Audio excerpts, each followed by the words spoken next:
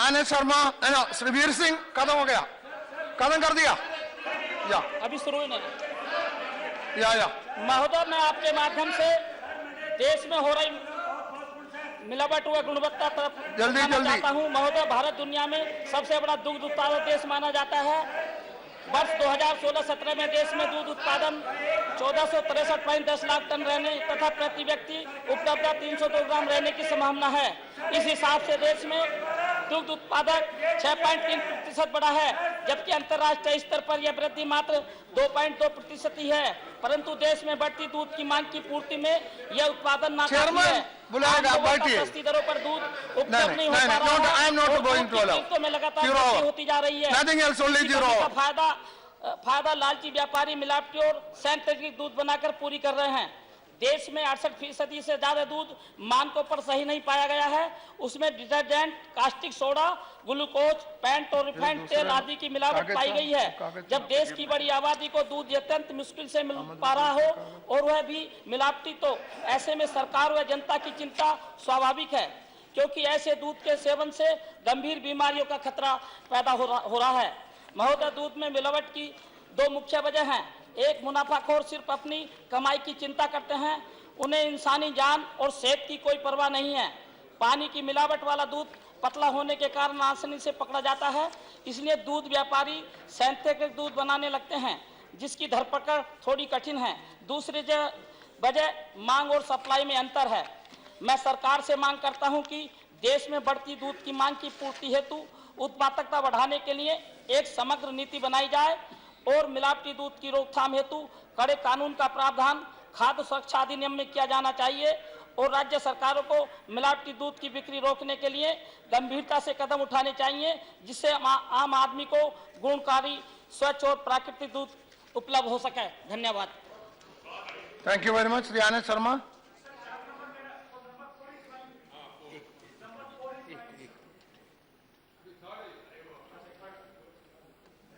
Honorable Deputy Chairman, sir, through you, I want to draw the attention of this House to the continuing plight of the disabled people in this country. Sir, India, as per the official numbers, has about 4 crore disabled people in India. It's difficult, though, to catch the exact number in any census or survey.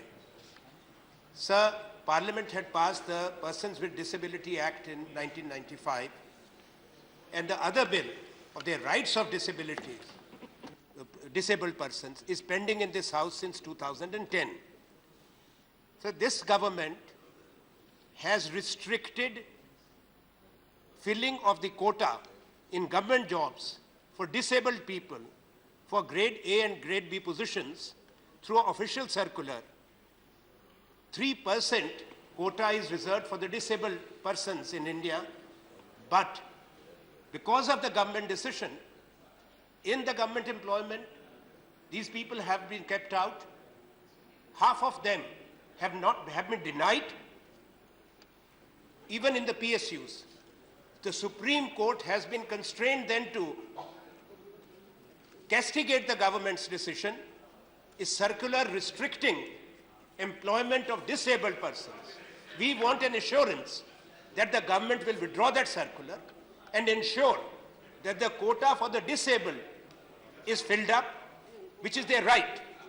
And this House also, sir, I would appeal through you, for 6 years the bill is pending. Is that not a priority issue before this country? The right of the disabled persons are not being upheld. The government is in office now for 2 years. Honorable Prime Minister talks about disabled people, talks about weak people. Why you have not taken up on priority that particular bill? So I urge this House will be sending the right message, the government, to ensure that its restrictive order is withdrawn and in all categories disabled people are given their right. Also this House, which takes up the pending bill on priority to give the right to the disabled persons. Thank you, sir. Thank you very much. Now, Sri, yes, all the names may be added. All the names may be added. Sri Tapan Kumar Sen. Sri Tapan Kumar Sen. Tapan Kumar Sen. Yeah. Sir, Now, please. No, what do you don't. stand? Sit down. What No, do you please. stand? Don't trouble him. You speak. What do you stand, sir? No, don't do that. Yeah. Go back. Go to your seat. I will allow you. Go to your seat if you want. I will allow you, but go to your seat. You cannot speak from there. Go to your seat. Sir, I rise Yeah, speak. to draw the attention of the House on the reported move to privatize and push it for strategic sale of the profit-making blue chip public sector and strategic PSUs, which is not in the interest of the nation. It appears the government is in a selling spree, and they have given the responsibility to their appointed Niti Aayog to prepare the list of the PSUs to be sold out and also set the program. I like to specially mention the BSNL and MTNL has also been brought into the net. And so also other important strategic PSUs which are strategic for the country's economic development, and they are playing a human's role. The targeting the national telecom carrier for outright privatization, particularly at a time when through 3 years toil, the company has brought itself back to the operational profit from at 2014-15 to the tune of 671 crore, and in the 15-16 it is estimated to be the operational profit is 2,400 crore. When the company is on a turnaround path, you are picking that up, and the media has published that you are pushing it for sale.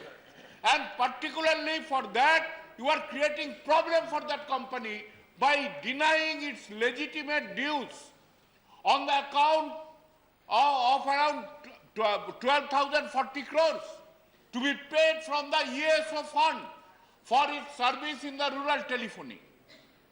These dues are pending since last 3 years to that company. By the government, they are holding back the payment. So put a company in difficulty and make the ground for sale. This has become the hallmark of the government's approach towards public sector while chanting the slogan of Make in India. Those who are making India, if you push them to privatize, sell to the private giants, your Make in India will continue to be a slogan. Government must seriously review, reconsider, and if BSNL is privatized, there will be resistance all over the country. Sri Sukandar Sekhar Roy. Now Sri Sukandar Sekhar Roy. All the names associated may be added. Sukandar Sekhar Roy, no. Sri Motilal Vora. Yes, sir.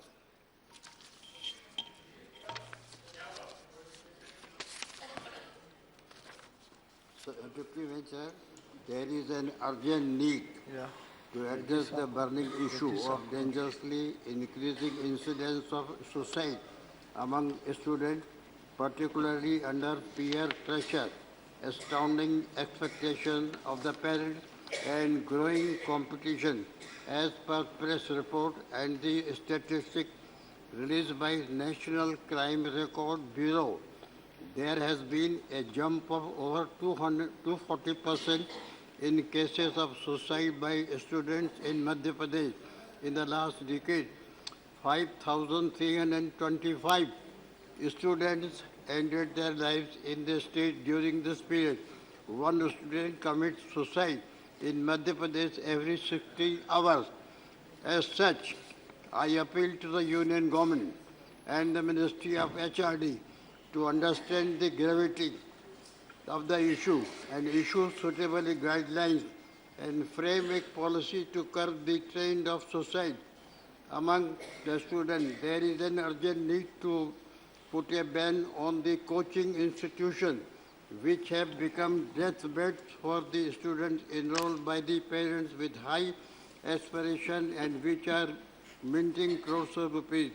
In addition to this, there is an urgent need to bring about changes in the syllabus of class 10th and 12th to bring down the burden on the student, which lead to mental collapse of the youngster. I hope the government will take urgent steps in the matter. Thank you very much. Now, Sri Majid Memon. Majid Memon? No? Dr. T. Subramanian Reddy? Sir, recently the National Green Tribunal order is given banning the diesel vehicles having more than 10 years old off the roads in Delhi in a bid to help the clean polluted air is a very welcome. We always welcome that actually. But same time, it has raised many complex issues and also the whole people in Delhi are in total confusion. So I want to draw the attention.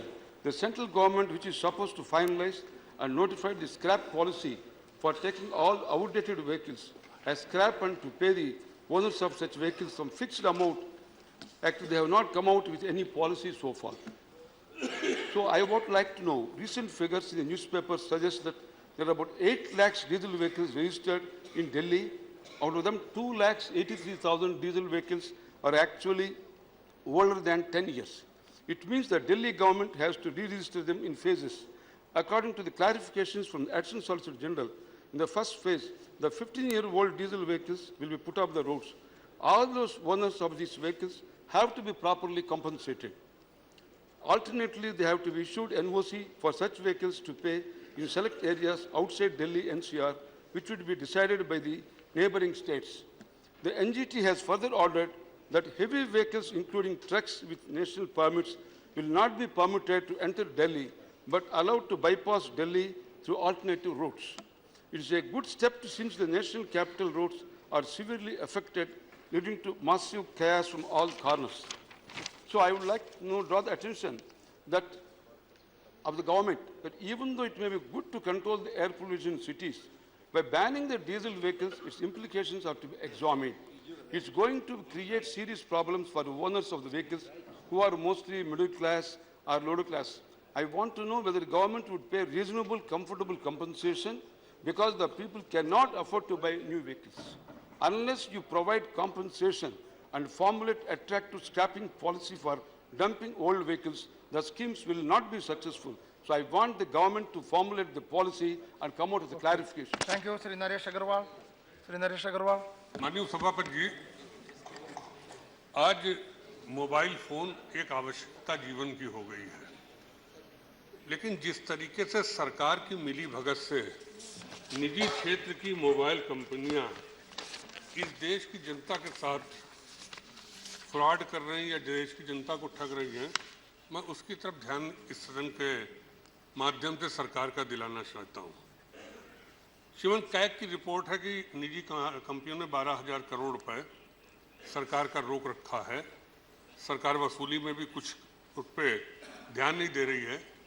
श्रीमंत 3 सेवाएं, एक internet, दूसरी roaming और तीसरी call drop, 3 समस्या इस देश में mobile phone का यूज़ करने वालों के सामने है।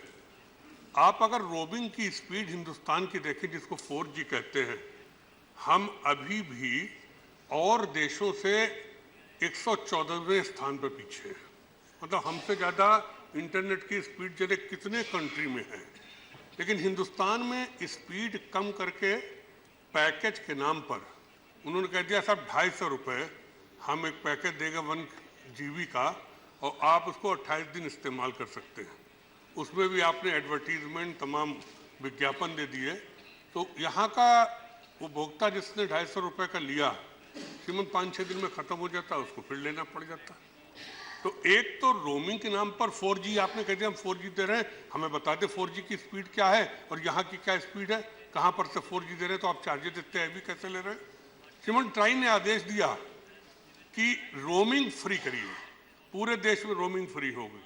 आदेश दिए 2 साल से ऊपर हो गए, केवल BSNL ने उसको फॉलो किया और किसी भी मोबाइल कंपनी ने उसको फॉलो नहीं किया और कोई रोक नहीं है। आज अगर हम गाजियाबाद से दिल्ली आएंगे तो फोन में मोबाइल चार्ज होगा रोमिंग का, गाजियाबाद तक मालूम पड़ा कि हमारे पास स्टेट का चार्ज हो रहा है। तो ये तो एक तरीके से बहुत बड़ी हजारों करोड़ 80 करोड़ हिंदुस्तान में मोबाइल फोन के यूजर्स हैं। कॉल ड्रॉप पे मैं नहीं समझ पाया सर्वोच्च न्यायालय को क्या इतनी जल्दी थी। कॉल ड्रॉप पे सर्वोच्च न्यायालय इतनी जल्दी सर्वोच्च न्यायालय ने आदेश दे दिया कि कॉल ड्रॉप पे कोई वसूली नहीं होगी। कंज्यूमर को जो ट्राई ने आदेश दिया था अगर कॉल ड्रॉप होगी तो जुर्माना देना पड़ेगा, तो सुप्रीम कोर्ट ने और मुझे दुख है कपिल भाई जब मिनिस्टर थे तब कपिल भाई इस कॉल ड्रॉप का विरोध कर रहे थे, लेकिन बाद में उन्हीं के वकील बन गए और सुप्रीम कोर्ट में पैरवी करने लगे उनकी। तो श्रीमन ये एक बहुत बड़ा फ्रॉड है और मैं चाहूंगा कि सरकार ने अगर इसको न रोका तो ये मोबाइल निजी क्षेत्र की कंपनियां जो 6-7 हैं इस देश की जनता को लूट रही है, उस पर अगर लूट पर न रोक लगा तो कहीं न कहीं विद्रोह होगा, कहीं न कहीं लोग विरोध करेंगे। इस बारे में आपसे अनुरोध है कि सरकार को इस पर जवाब दिला दे। Thank you. और ये आवश्यक। Sri Tiruchi Shiva. All the names to associate may be ordered. Tiruchi Shiva, jaldi bol. Thank you, Deputy Chairman, sir.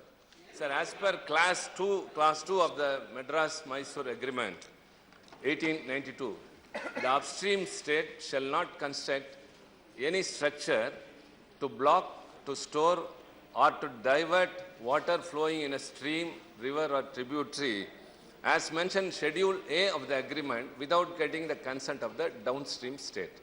Sir, the Palar River, which runs about 17,871 square kilometers, out of which 57% lies in Tamil Nadu, sir. Moreover, it supports 470,000 acres of land, and the farmers are solely depending upon that. Moreover, it also supports drinking water supply to the northern districts, especially Vellore and Kanchipuram.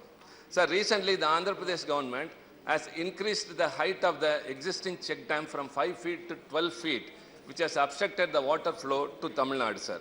If the water is blocked upstream, there will be a deficit of water in the northern parts of entire Tamil Nadu. Sir, it also supplies water to the Kalpakkam atomic plant. In this situation, sir, it will cause damage to the drinking water supply also in the northern districts. A decade ago, when such a move construction was done by the Andhra Pradesh government, the then Tamil Nadu government approached the Supreme Court and it stayed the construction, sir. So now that the issue is very severe, the river supports the 420,000 acres of land, and the farmers are solely depending upon that. The future is very bleak. Since it's an interstate issue, sir, I urge the central government to take the matter very seriously, and so as to ensure the livelihood of the farmers as well as to ensure the water supply to the people in the northern districts of Tamil Nadu. Thank you very much. Thank you. Sri Majid Memon. Sri Majid Memon. I Okay. would like Majid Memon. I would like to raise an important matter of urgent public importance involving the interest of thousands of micro-scale power loom employer-cum-employee weavers.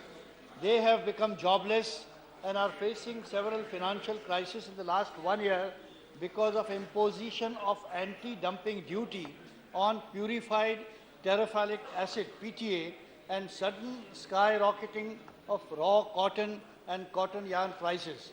The shortage and lesser sowing of cotton seeds have adversely affected the most employment generating decentralized power loom service sectors of Malegaon, Bhiwandi, HR Kalanji and Sholapur in Maharashtra, Surat in Gujarat, Varanasi in Uttar Pradesh and Erode and other centers in India. Imposition of anti-dumping duty on purified terephthalic acid (PTA) has adversely affected the most employment-generating decentralized power loom sector, and thousands of micro-scale power loom employer-cum-employee weavers of Malegaon, Bhiwandi, etc.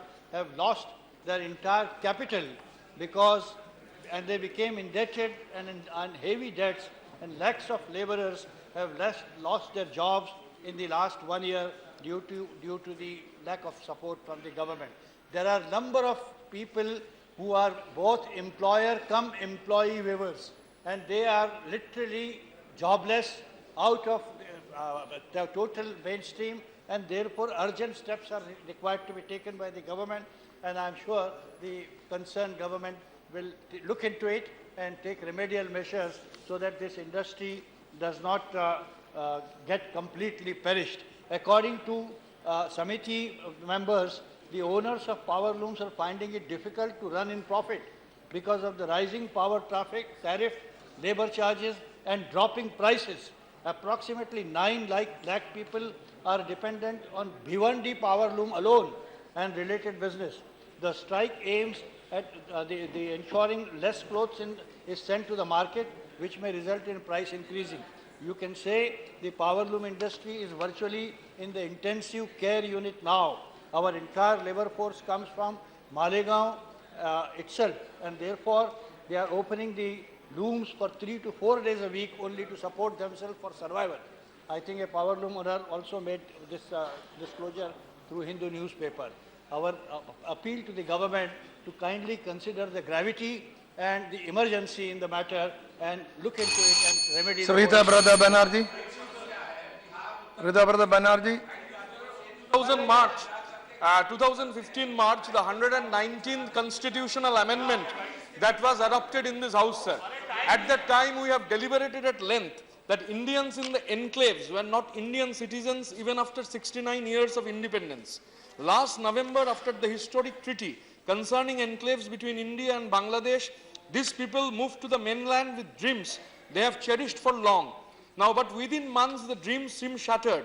Media reports, sir, in West Bengal and also in the mainstream media of Bangladesh, they have reported that the Ministry of External Affairs and Ministry of Home Affairs are already aware of the situation. Border Management Department of MHA had asked the West Bengal government and the DM of Cooch Behar to look into this matter and to submit a report. A media report came out in Bangladesh in one of the prominent newspapers that the Assistant High Commissioner of India, who is posted in Rajshahi in Bangladesh, had gone to the enclaves and he got the report that the Indians who came from there are going back. 921 people came after this treaty was signed, then out of them 5 have died and 4 have been born. Now in Dinhata 56 families, in Mekliganj 54 families, in Holdibari 96 families are there. 3 camps are being created, but there are small tin rooms and where in one room more than 3-4 families are being forced to live.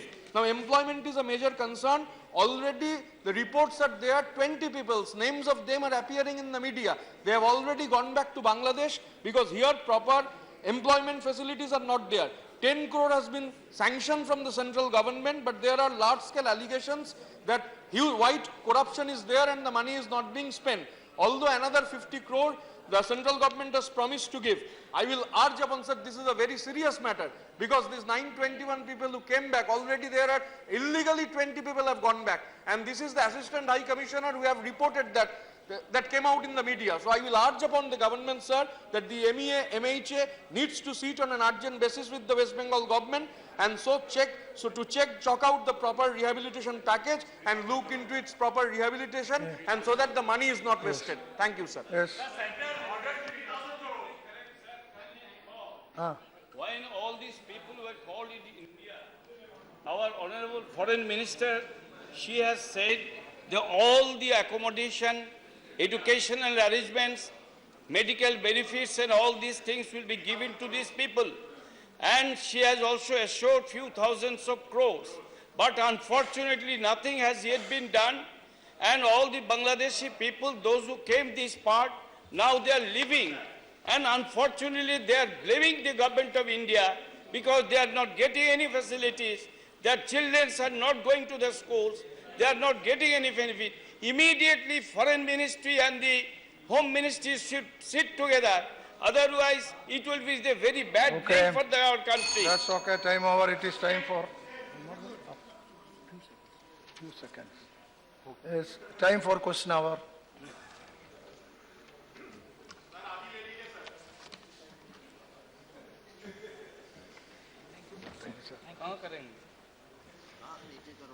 Question hour, question number 76. A statement is laid on the table of the House. Supplementaries, please.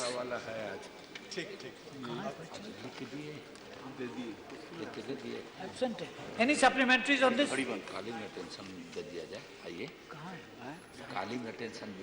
Shri Harivansh. माननीय अध्यक्ष जी, आपके माध्यम से माननीय कोयला मंत्री जी से जानना चाहूंगा कि क्या ऊर्जा क्षेत्र में कोयले की मांग में पहले की अपेक्षा कमी आई है? कब तक हम कोयले के उत्पादन के बारे में आत्मनिर्भर होंगे? आज हम अपनी जरूरत का कितना कोयला बाहर से मंगाते हैं? अध्यक्ष जी, माननीय सांसद को आपके माध्यम से बताना चाहूँगा कि कोयले की डिमांड में कोई कमी नहीं आई है पिछले 2 वर्षों में। उल्टे पावर प्लांट्स की जो आउटपुट है, अगर उसको आप आकलन लें तो गत 10 वर्षों में 2004 से 14 तक बिजली के उत्पादन में 5.65% वृद्धि हुई थी। 10 वर्ष का CAGR फिगर। और 2014 से 16 मात्र 2 वर्ष का हमारा जो पावर प्रोडक्शन का ग्रोथ है वो 7.03% रहा है, जिससे ध्यान में आता है कि बिजली का उत्पादन भी बढ़ रहा है, बिजली की खपत भी बढ़ रही है। साथ ही साथ ये दोनों वर्ष सूखे के वर्ष रहे, उसके बावजूद हाइड्रो पावर जो कम हुआ सूखे के कारण, उसके बावजूद देश में कहीं भी बिजली की आपूर्ति में कमी नहीं हुई। आज देश पावर सरप्लस है और जो कमी हाइड्रो में आई उसको हमने कोयले के उत्पादन से बिजली से बढ़ा के उसको पूरा किया और देश में जितनी बिजली जो राज्य चाहता है उसको हम देने के आज स्थिति में आ गए हैं। दूसरी बात आपने कही कि देश कब तक कोयले में आत्मनिर्भर होगा। इसमें 2 प्रकार का कोयला है, एक है कोकिंग कोल, एक है थर्मल कोल। जहां तक कोकिंग कोल का सवाल है, देश में प्रोडक्शन कम है, सालों साल से कम रही है और 45 से 50 मिलियन टन कोकिंग कोल हर वर्ष इंपोर्ट होता है। क्योंकि कोकिंग कोल के नए रिजर्व्स भी या तो कम है या वो आग के नीचे हैं, झरिया या रानीगंज में, उसके कारण कोकिंग कोल का आयात कंटिन्यू करेगा कुछ और वर्षों तक, जब तक हम नए रिजर्व्स नहीं डेवलप करें। जहां तक थर्मल कोल का सवाल है, उसकी इंपोर्ट में पिछले वर्ष 24,000 करोड़ रुपए कम हुए, क्योंकि हमने उसको डोमेस्टिक कोल से रिप्लेस किया। इस वर्ष का टारगेट है कि इंपोर्ट को 40,000 करोड़ कम करेंगे। जहां जहां इंपोर्टेड कोल यूज होता है उसको हम कम करके डोमेस्टिक से रिप्लेस करना चाहते हैं। एक समस्या जरूर है कि जो कोस्टल प्लांट्स हैं वो ओरिजिनली डिजाइन ही इंपोर्टेड कोल पे हुए, वो भारत का जो हाई फ्लाई ऐश का कोल है वो लेने के लिए सक्षम ही नहीं है, क्योंकि उस जमाने में कभी एक कल्पना ही नहीं की गई कि भारत कोल प्रोडक्शन इतनी बढ़ा सकता है और कोल में आत्मनिर्भर हो सकता है। क्योंकि वो डिजाइन लेता नहीं है भारत का कोल, तो जबरान भारत को काफी कुछ कोल इंपोर्ट करने की आज भी आवश्यकता पड़ती। थैंक यू श्री राम विचार नेतम। सभापति महोदय, मैं इसमें पूरक प्रश्न पूछना चाहता हूं। मेरा प्रश्न ये है सभापति जी कि आपने जो उत्तर दिया है कि पिछले कुछ वर्षों में उत्पादन में वृद्धि हुई है, ये बात सही है, लेकिन सभापति महोदय पूरे हम छत्तीसगढ़ के परिप्रेक्ष्य में हम बात करें तो जहां जहां कोल का उत्पादन हो रहा था करीब एक महीने का वहां डंप पड़ा हुआ है। तो कितना आपका जो मापदंड है उस मापदंड के आधार पे कितने दिनों का आप स्टोरेज करने का आपका क्षमता होता है?